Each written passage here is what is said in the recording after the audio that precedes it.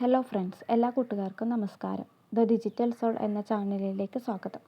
കേരളത്തിലെ സ്ത്രീകൾക്ക് സംസ്ഥാന സർക്കാർ പ്രഖ്യാപിച്ച വളരെ പ്രധാനപ്പെട്ട ഒരു പദ്ധതിയാണ് സ്ത്രീ സുരക്ഷാ പെൻഷൻ എന്ന് നമുക്കെല്ലാവർക്കും അറിയാം. അർഹരായ സ്ത്രീകൾക്ക് പ്രതിമാസം 1000 രൂപ വെച്ചാണ് ഈ പദ്ധതിയിലൂടെ ബാങ്ക് അക്കൗണ്ടിലേക്ക് നേരിട്ട് നമുക്ക് ലഭിക്കുന്നത്. ആർക്കൊക്കെയാണ് ഈ പെൻഷൻ ലഭിക്കുക? ഇതിൻ്റെ യോഗ്യതകൾ എന്തൊക്കെയാണ്? വീട്ടിലിരുന്ന് മൊബൈൽ വഴി നമുക്ക് എങ്ങനെ ഇതിലേക്ക് അപേക്ഷിക്കാൻ സാധിക്കും? ഇതിനായി എന്തൊക്കെ രേഖകളാണ് വേണ്ടത്? ഇങ്ങനെയുള്ള എല്ലാ വിവരങ്ങളും വളരെ ലളിതമായി ഈ വീഡിയോയിൽ നമ്മൾ നോക്കാൻ പോകുകയാണ്. വീഡിയോ മുഴുവനായി കാണുക. നിങ്ങളുടെ വീട്ടിലെ സ്ത്രീകൾക്കും സുഹൃത്തുക്കൾക്കും ഇതൊന്ന് ഷെയർ ചെയ്ത് കൊടുക്കുക. ചാനൽ ആദ്യമായിട്ടാണ് കാണുന്നതെങ്കിൽ ഇപ്പോൾ തന്നെ ഒന്ന് സബ്സ്ക്രൈബ് ചെയ്തേക്കൂ. ഇനി ആർക്കൊക്കെയാണ് ഈ പെൻഷന് അപേക്ഷിക്കാൻ അർഹതയുള്ളത് എന്ന് നമുക്ക് നോക്കാം. ഒന്നാമതായി, അപേക്ഷിക്കുന്ന സ്ത്രീകളുടെ പ്രായം 35 വയസ്സിനും 60 വയസ്സിനും ഇടയിലായിരിക്കണം. കുടുംബം മഞ്ഞ അല്ലെങ്കിൽ പിങ്ക് റേഷൻ കാർഡ് ഉള്ളവരായിരിക്കണം. കേരളത്തിൽ സ്ഥിരതാമസമാക്കിയവരും തൊഴിലില്ലാത്തവരുമായ സ്ത്രീകളായിരിക്കണം. ട്രാൻസ് വുമൺ വിഭാഗത്തിൽപ്പെട്ട ആൾക്കാർക്ക് ഇതിലേക്ക് അപേക്ഷിക്കാൻ സാധിക്കും. ഇനി നമ്മൾ അറിഞ്ഞിരിക്കേണ്ടത് ആർക്കൊക്കെയാണ് ഈ പെൻഷൻ ലഭിക്കാതെ പോവുക എന്നതാണ്. കാരണം പലരും അപേക്ഷിച്ചിട്ട് റിജക്റ്റ് ആയിട്ട് പോവാറുണ്ട്. നിങ്ങൾ വിധവാ പെൻഷൻ അല്ലെങ്കിൽ അവിവാഹിത പെൻഷൻ, അതുമല്ലെങ്കിൽ ഭിന്നശേഷി പെൻഷൻ തുടങ്ങി മറ്റേതെങ്കിലും സാമൂഹ്യ സുരക്ഷാ പെൻഷനുകൾ വാങ്ങുന്നവരാണെങ്കിൽ ഇതിന് അർഹതയുണ്ടാവില്ല. അതേപോലെ തന്നെ കേന്ദ്ര സംസ്ഥാന സർക്കാരുകളിലോ അല്ലെങ്കിൽ മറ്റ് സർക്കാർ സ്ഥാപനങ്ങളിലോ സ്ഥിരമായോ താൽക്കാലികമായോ ജോലിയുള്ളവർക്ക് അപേക്ഷിക്കാൻ സാധിക്കില്ല. സർവീസ് പെൻഷൻ, ഫാമിലി പെൻഷൻ അല്ലെങ്കിൽ EPF പെൻഷൻ കൈപ്പറ്റുന്നവരും ഈ പദ്ധതിക്ക് അപേക്ഷിക്കാൻ സാധിക്കില്ല. ചുരുക്കത്തിൽ നിലവിൽ മറ്റ് പെൻഷനുകളോ സ്ഥിര വരുമാനമോ ഇല്ലാത്ത സാധാരണക്കാരായ സ്ത്രീകൾക്ക് വേണ്ടിയിട്ടുള്ളതാണ് ഈ പദ്ധതി. ശരി, അപ്പോൾ നിങ്ങൾക്ക് അപേക്ഷിക്കാൻ എന്തൊക്കെ രേഖകൾ വേണമെന്ന് നമുക്ക് നോക്കാം.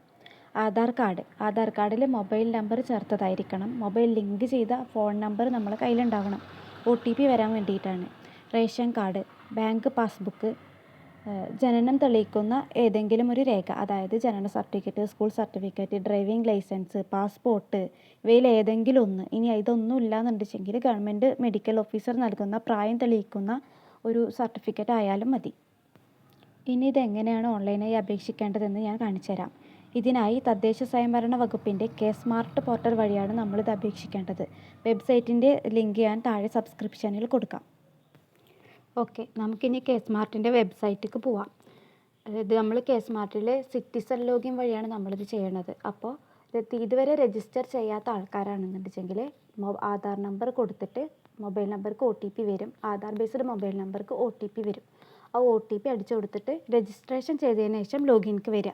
ഞാനിപ്പോൾ ഓൾറെഡി രജിസ്റ്റർ ചെയ്ത ഇതിലേക്കാണ് ചെയ്യണത്. അതുകൊണ്ട് മൊബൈൽ നമ്പർ കൊടുത്തിട്ട് OTP അടിച്ചു കൊടുത്തതിന് ശേഷം നമ്മൾ വെബ്സൈറ്റിലേക്ക് ഡയറക്റ്റ് കയറാണ്.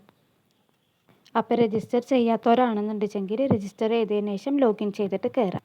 അപ്പോൾ ഇതുപോലൊരു വിൻഡോ ഓപ്പൺ ആയിട്ട് വരും. അതിൽ ചീഫ് മിനിസ്റ്റർ സ്ത്രീ സുരക്ഷാ സ്കീം എന്നുള്ളത് സെലക്ട് ചെയ്യുക. ശ്രദ്ധിക്കുക, നമ്മളിത് കറക്റ്റായിട്ട് ഫില്ല് ചെയ്തിട്ടില്ല എന്നുണ്ടെങ്കിൽ നമുക്ക് ഈ ഒരു പദ്ധതി കിട്ടുന്നത് നഷ്ടമായി പോവും. അതുകൊണ്ട് ശ്രദ്ധിച്ചിട്ട് ഫില്ല് ചെയ്യുക. അതിൽ തന്നെ സ്ത്രീ സുരക്ഷാ സ്കീം എന്നുള്ളൊരു ഓപ്ഷൻ ഉണ്ട്, അതെടുക്കുക. അപ്പോൾ ഇതുപോലൊരു ഫോം ഓപ്പൺ ആയിട്ട് വരും. അതിൽ നമ്മൾ ഫസ്റ്റ് ആധാർ കാർഡിൻ്റെ, റേഷൻ കാർഡിൻ്റെ ഡീറ്റെയിൽസാണ് നമ്മൾ കൊടുക്കേണ്ടത്. അതിൽ നമ്മളെ ജില്ല, ലോക്കൽ ബോഡി ടൈപ്പ്, മുനിസിപ്പാലിറ്റി ആണോ കോർപ്പറേഷൻ ആണോ ഗ്രാമപഞ്ചായത്താണോ സെലക്ട് ചെയ്യുക. അതേത് ഗ്രാമപഞ്ചായത്താണെങ്കിൽ അത് സെലക്ട് ചെയ്യുക, അതല്ല മുനിസിപ്പാലിറ്റി ആണെങ്കിൽ അത് സെലക്ട് ചെയ്യുക. എന്നിട്ട് നമ്മളെ വാർഡ് നമ്പർ കൊടുക്കുക. വാർഡ് നമ്പർ കൊടുത്തതിന് ശേഷം പിന്നെ നമുക്ക് വരുന്നത് ആധാർ വെരിഫിക്കേഷൻ ചെയ്യാൻ വേണ്ടിയിട്ടാണ്. അപ്പോൾ ആധാറിൻ്റെ നമ്പർ നമ്മൾ ഇവിടെ ടൈപ്പ് ചെയ്ത് കൊടുക്കുക. അത് റീവെരിഫൈ ചെയ്യാൻ വേണ്ടിയിട്ട് 2 തവണ നമ്മൾ കൺഫേം ചെയ്യാൻ വേണ്ടിയിട്ട് ടൈപ്പ് ചെയ്ത് കൊടുക്കുക. എന്നിട്ട് വെരിഫൈ കൊടുക്കുക. ഈ ഫോം ഫില്ല് ചെയ്യുമ്പോൾ നമ്മൾ നല്ല ശ്രദ്ധിച്ചിട്ട് ചെയ്യണം കേട്ടോ. ഇത് നമ്മൾ കറക്റ്റ് ടൈപ്പ് ചെയ്ത് കൊടുത്തിട്ട് വെരിഫൈ ചെയ്ത് കൊടുക്കുമ്പോൾ നമുക്കൊരു ആധാർ കൺസെൻറ്റ് പറഞ്ഞിട്ടൊരു ബോക്സ് നമുക്ക് വരും. അത് നമ്മൾ ഐ എഗ്രി എന്നുള്ളത് കൊടുത്തിട്ട് ആക്സെപ്റ്റ് ചെയ്യുക.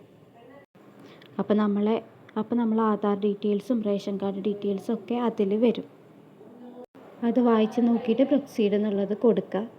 ഇനി നമുക്ക് ഫില്ല് ചെയ്യാനുള്ളത് അപ്ലിക്കൻ്റ് നെയിം ആൻഡ് ഡീറ്റെയിൽസ് ആണ്. ഇതിൽ നമ്മളെ ഏജ്, ഡേറ്റ് ഓഫ് ബർത്ത്, പേര്, അതേപോലെ തന്നെ കെയർ ഓഫ് നെയിം മലയാളത്തിലും ഇംഗ്ലീഷിലും നമുക്കിതിൽ കൊടുക്കാനുണ്ടാവും. ഡേറ്റ് ഓഫ് ബർത്ത് കറക്റ്റായിട്ട് കൊടുക്കുക. അതേപോലെ തന്നെ പേര് ആധാറിലുള്ള അതേപോലെ തന്നെ നമ്മൾ കൊടുക്കുക. ഫീമെയിലാണോ മെയിലാണോ എന്നുള്ളത് സെലക്ട് ചെയ്യുക. പിന്നെ കെയർ ഓഫ് നെയിം ഭർത്താവിൻ്റെയോ ഉപ്പാൻ്റെയോ ഒക്കെ ആരുടെയെങ്കിലുമൊക്കെ ഉമ്മാൻ്റെയോ അല്ലെങ്കിൽ നമ്മുടെ കെയർ ഓഫ് ആധാറിൽ എന്താണോ അതേപോലെ അതിൽ കൊടുക്കുക.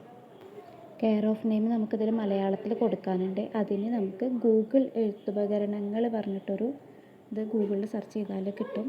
അതെടുക്കുക. അതിൽ നമ്മൾ മംഗ്ലീഷ് ടൈപ്പ് ചെയ്ത് കൊടുത്താൽ തന്നെ നമുക്കതിൽ മലയാളത്തിൽ അത് വരും. അപ്പോൾ അത് കോപ്പി പേസ്റ്റ് അടിച്ചിട്ട് നമുക്ക് ഇവിടെ കൊടുക്കാനായിട്ട് പറ്റും. അടുത്തതായിട്ട് അഡ്രസ് ഡീറ്റെയിൽസ് ആണ് കൊടുക്കാനുള്ളത്. അഡ്രസ്സ് നമ്മൾ കറക്റ്റായിട്ട് കൊടുക്കുക. വീട്ട് നമ്പർ, അതേപോലെ തന്നെ വീട്ട് പേര് മലയാളത്തിലും ഇംഗ്ലീഷിലും കൊടുക്കാനായിട്ടുണ്ട്. ഈ മലയാളത്തിൽ കൊടുക്കാനുള്ളത് നമ്മൾ കോപ്പി പേസ്റ്റ് അടിച്ചിട്ട് കൊടുത്താൽ മതി. അതേപോലെ തന്നെ post office, local body type, local body ഏതാണെന്ന് വെച്ചാൽ മുനിസിപ്പാലിറ്റി ആണോ പഞ്ചായത്താണോ അത് കൊടുക്കുക. ഏതാണോ പോസ്റ്റ് കൊടുക്കുക, പിൻകോഡ് കറക്റ്റായിട്ട് കൊടുക്കുക. അതുപോലെ തന്നെ മൊബൈൽ നമ്പർ കറക്റ്റായിട്ട് കൊടുക്കുക. എന്നിട്ട് ആക്സെപ്റ്റ് കൊടുക്കുക. ഇനി നമുക്ക് കൊടുക്കാനുള്ളത് ജോബ് ഡീറ്റെയിൽസ് ആണ്. എന്താണോ ജോലി നോക്കിയിട്ട് അത് കൊടുക്കുക. ഞാൻ ഇപ്പോൾ ഹോം മേക്കറാണ് കൊടുക്കുന്നത്. എന്നിട്ട് ആക്സെപ്റ്റ് കൊടുക്കുക. അവിടെ നിങ്ങളുടെ ജോലി എന്താണോ നോക്കിയിട്ട് അതേതാണെന്ന് വെച്ചാൽ അത് കൊടുത്താൽ മതി. ഇനി നമുക്ക് കൊടുക്കാനുള്ളത് അക്കൗണ്ട് ഡീറ്റെയിൽസ് ആണ്. ഏത് ബാങ്ക് അക്കൗണ്ടാണോ നിങ്ങൾ പൈസ വരാൻ വേണ്ടി കൊടുക്കുന്നത് ആ അക്കൗണ്ട് ഇതിൽ കൊടുക്കുക. കറക്റ്റായിട്ട് കൊടുക്കുക. നമ്മൾ എമൗണ്ട് നഷ്ടപ്പെടാതിരിക്കാൻ വേണ്ടിയിട്ടാണ്. അപ്പോൾ ബാങ്ക് നെയിം കൊടുക്കുക, IFSC കോഡ് കൊടുക്കുക, ബാങ്ക് ബ്രാഞ്ച് ഏതാണോ എന്ന് കൊടുക്കുക, അക്കൗണ്ട് നമ്പർ കൊടുക്കുക. ഇത് തെറ്റാതെ ഫില്ല് ചെയ്ത് കൊടുക്കുക. ഇത് കൺഫേം ചെയ്യാനായിട്ട് അക്കൗണ്ട് നമ്പർ കൺഫേം ചെയ്യാനായിട്ട് 2 തവണ നമ്മൾ കൊടുക്കേണ്ടതായിട്ട് വരും. എന്നിട്ട് നമ്മളത് ആക്സെപ്റ്റ് കൊടുക്കുക. അപ്പോൾ നമ്മൾ അടുത്ത സ്റ്റെപ്പിലോട്ട് പോകും. അപ്ലോഡ് ഡോക്യുമെൻറ്റ്സ് ആണ്. അതിൽ നമുക്ക് ഫസ്റ്റ് കൊടുക്കാനുള്ളത് document to be preferred to prove age prove ചെയ്യാൻ വേണ്ടിയിട്ട് നമ്മൾ എന്ത് ഡോക്യുമെൻ്റ് ആണോ കൊടുക്കുന്നത് ആ ഡോക്യുമെൻ്റ് നമ്മളവിടെ സെലക്ട് ചെയ്യുക. സ്കൂൾ സർട്ടിഫിക്കറ്റ് ആണെങ്കിൽ അത്, അല്ലെങ്കിൽ പാസ്പോർട്ടോ പാൻ കാർഡോ അങ്ങനെ എന്താണോ നിങ്ങൾ കൊടുക്കുന്നത് വെച്ചെങ്കിൽ അതവിടെ സെലക്ട് ചെയ്യുക. എന്നിട്ട് ആ സ്കാൻ ചെയ്ത ഫയൽ അവിടെ നമ്മൾ അപ്ലോഡ് ചെയ്തിട്ട് കൊടുക്കുക. പിന്നെ അടുത്തത് അപ്ലിക്കൻറ്റിൻ്റെ ഫോട്ടോയാണ്. അവിടെ ഫോട്ടോ അപ്ലോഡ് ചെയ്ത് കൊടുക്കുക. പ്രൊസീഡ് എന്നുള്ളത് കൊടുത്തിട്ട് അടുത്ത സ്റ്റെപ്പിലേക്ക് പോവാം. അടുത്ത സ്റ്റെപ്പിൽ നമുക്ക് കൊടുക്കാനുള്ളത് കുറച്ച് എലിജിബിലിറ്റികളായിരിക്കും. പെൻഷൻ എന്തെങ്കിലും കിട്ടുന്നുണ്ടോ, ഡിപ്പെൻഡൻറ്റ് പെൻഷൻ എന്തെങ്കിലും കിട്ടുന്നുണ്ടോ, അതേപോലെ തന്നെ അണ്ടർ NPS പെൻഷൻ എന്തെങ്കിലും കിട്ടുന്നുണ്ടോ, അതേപോലെ തന്നെ കേരള പെർമനൻറ്റ് റെസിഡൻ്റ് ആണോ, അതേപോലെ തന്നെ ഗവൺമെൻറ് എംപ്ലോയ്മെൻറ്റ് എന്തെങ്കിലും ഉണ്ടോ, ഇതൊക്കെ ആയിരിക്കും അതിൽ ഉള്ളത് എസ് കൊടുക്കുക, ഇല്ലാത്തത് നോ കൊടുക്കുക.